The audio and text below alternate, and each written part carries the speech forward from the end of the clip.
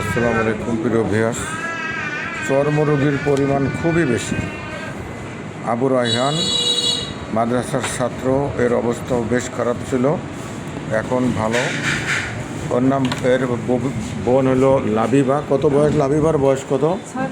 6 বছর। ওর হাতের অবস্থা দেখি, হাতে কেমন ছিল বলেন তো, কেমন ছিল হাতে? হাতে মানে অনেক বোঝাই ছিল, ভাত খেতে পারে নাই। এখন এখন এখন তো এই যে এরকম ভালো, কিন্তু চুলকায় লাল হয়ে যায়, একটু হালকা হালকা লাল আভা আছে। হ্যাঁ মানে চুলকাইতে চুলকাইতে লাল হয়। তোমার কি মনে হয় আগের চেয়ে ভালো হয়ে গেছে?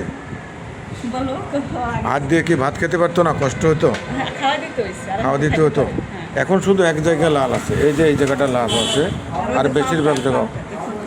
আচ্ছা, পা তো ঘা মতো ছিল, এই যে আর অনেক ছিল, আমি শুকায় দেখেছি। আসছে, শুকায় আসছে প্রায়।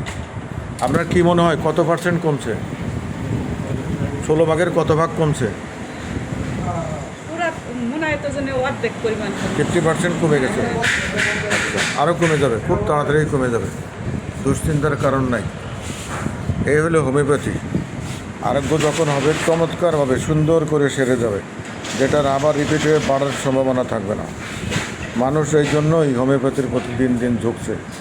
সবাইকে জানা উচিত যে হোমিওপ্যাথি একটা আদর্শ আরোগ্য নীতি অনুসরণ করে। ওকে, ধন্যবাদ।